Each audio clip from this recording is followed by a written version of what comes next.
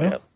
Ring of Honor, Sinclair destroyed Ring of Honor with his refusal to get them on a real network on a real time slot, and Consistently. yeah, and I feel bad for Matt Taven because Matt Taven's a good fucking world champion, and he's getting the blunt of the blame right now, or the brunt of the blame, I should say. And it has Blunt. nothing to do with him. Like, to be I honest, said blunt. That was a shout out to Dez up at Talkomania.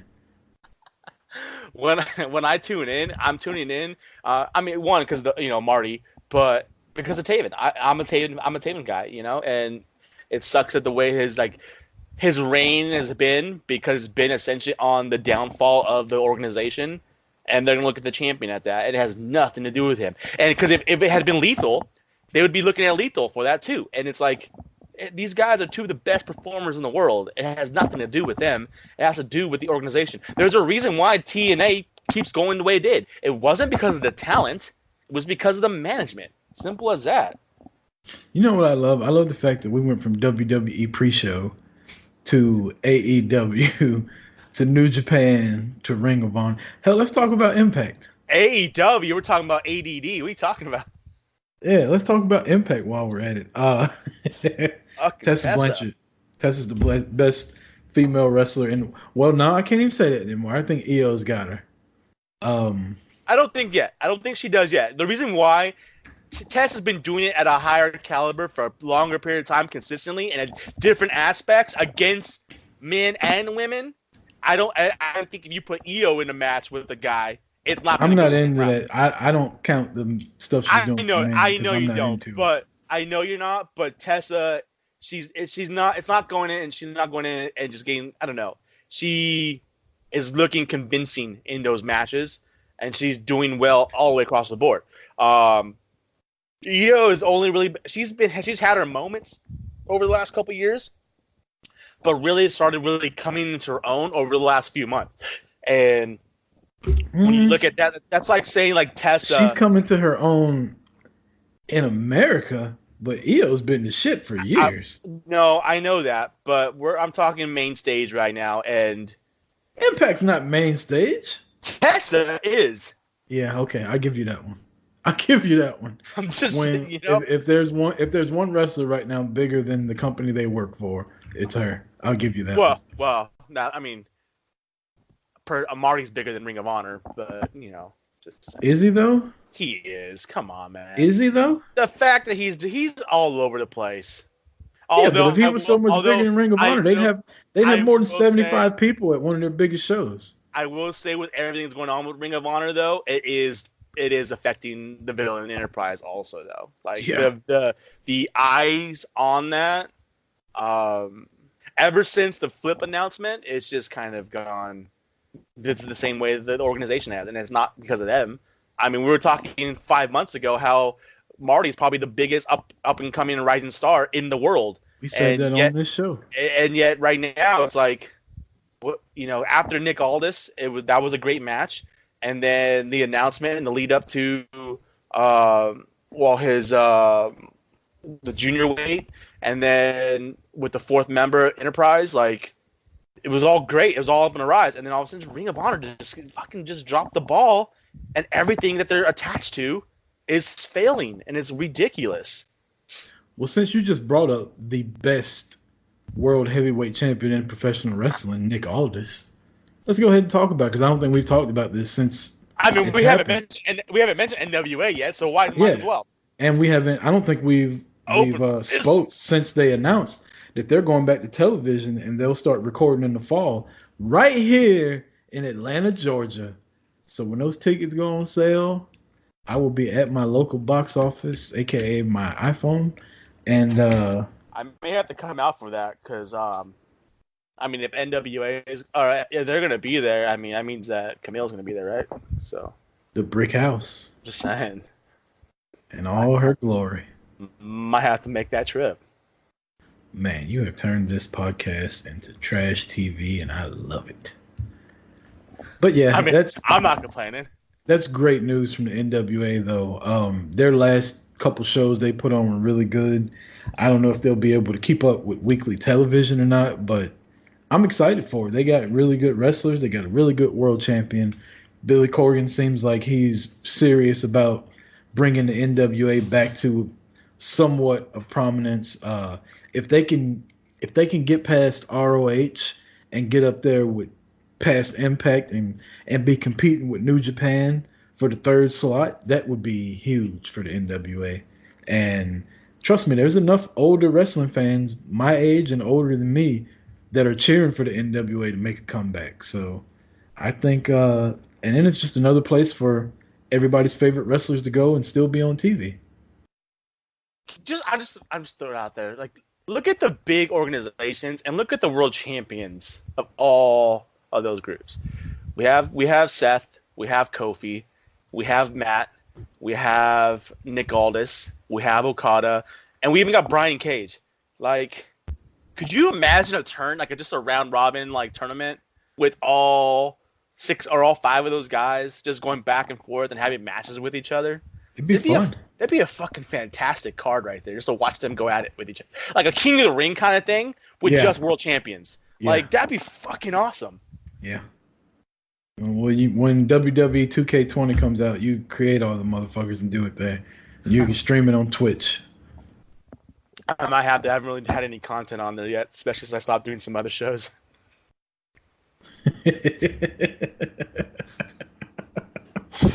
And that was your non-WWE talk. So now we're going to get into SummerSlam recap. Again, this is a special edition of Boot to the Face. And we're going to recap SummerSlam. And I'll try to stay in order, but I will probably get lost along the way. Marty? Are we going to stay in order as far as the way the matches happened?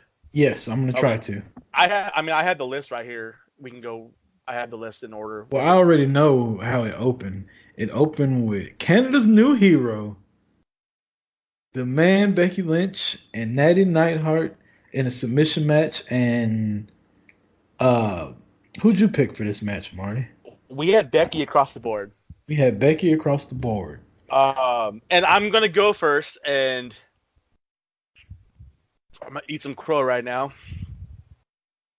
This might have been Natalya's best match in like 5 years. It was. She did a. I mean, I was actually entertained and bought into this match. We both, as much as we both love Becky, we both know Becky isn't the best wrestler in the world. We know that. It's simple as that. You know, and Natalya, I had some very choice words and opinions about her on our pre-show, our prediction show. But this match, so it's not like, oh, well, Natalya looked good because of Becky Lynch. Well, we both know that's not true. I actually was surprised that they both put on such a great match. It was over 10 minutes too. I wasn't expecting it to be that long of a match, but I thought it was actually a pretty solid women's match to start. And I'm not saying that women's is, not, you weren't expecting that. I'm just saying the fact they went with the women's match to start the card off. But that was a pretty solid match to start the card. And I thought it was a great match. And I thought that Natalya really surprised me in what she did throughout that match. It was a great match. I still don't want her on TV much longer. I think Becky, for her title run, needed a match like that where it wasn't full of Lacey Evans not being in the right spot or Becky going to kick her and her being 3 feet away and stuff like that. Just, it was physical. They beat the hell out of each other. Becky was talking shit. Natty was talking shit. The crowd was fully behind Becky up until she slapped that sharpshooter on. And then Canada turned heel on her, and they wasn't trying to have that shit anymore. We put polls up. She had that shit deep, too. She had that fucking thing locked in.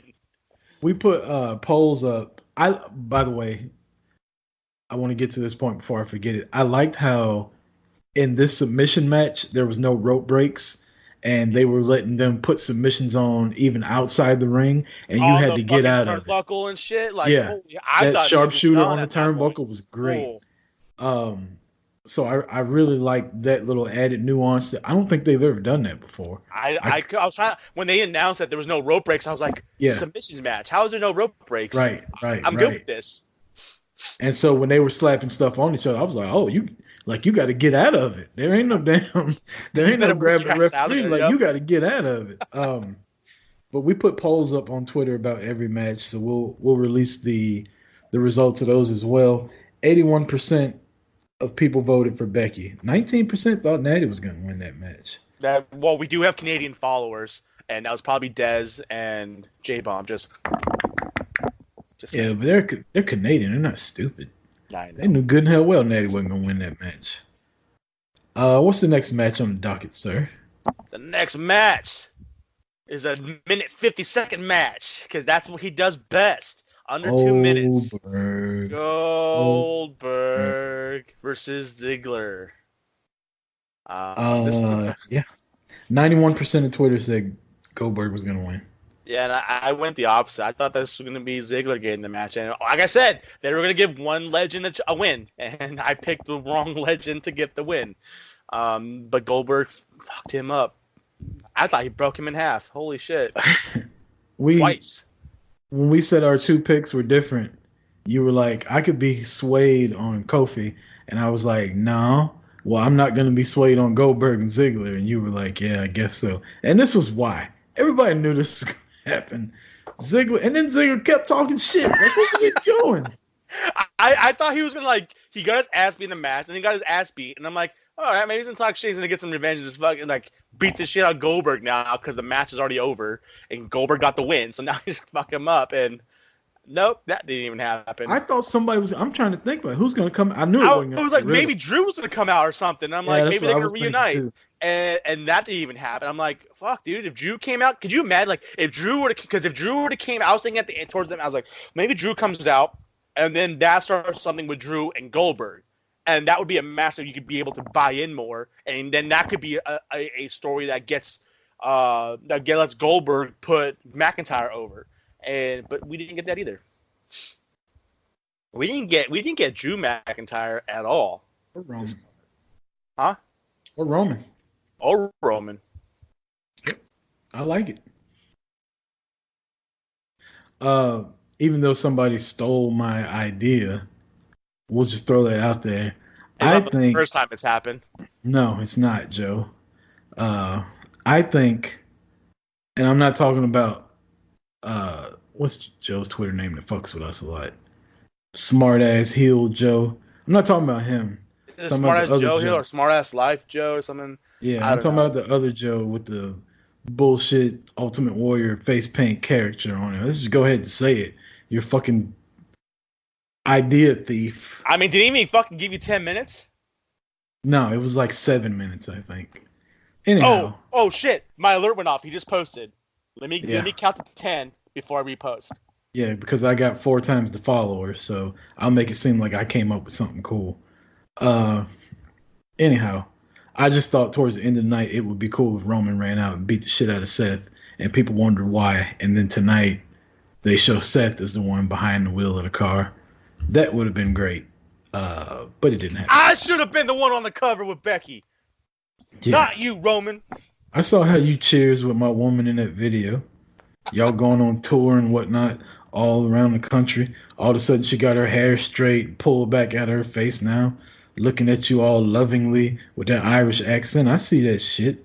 So I tried to kill you. Hey, Seth, want to know what hair tie she used to pull that hair back? Ooh. You're welcome. Let me see if I can find it on the floor. That's some dirty shit. They said they was getting more mature. Why not? I believe the best match was the Best in the World versus Kevin Owens next. Is that the next match? No. The next match was the U.S. Championship, AJ and Ricochet. And Gotcha. I've seen other things. I don't know how accurate this is. I'm calling bullshit because I don't think that his motivation for his costume was fucking a chair. No, it was the suit. It was fucking Nightwing. It was fucking Nightwing up. And I liked how he had the R, obviously for Ricochet, but the R was in the exact same writing as Robin. And I'm like, this motherfucker went full Batman on us right now. What? All right. I dig it. I like the Nightwing costume. That's cool. I like it. So if I remember correctly, which I normally don't, we both picked AJ? Yes, sir. And 79% of Twitter picked AJ. And I will say this about this match. I didn't watch most of it because I had to come eat dinner with my family. But if I'm Ricochet, Vince McMahon can't pay me enough to put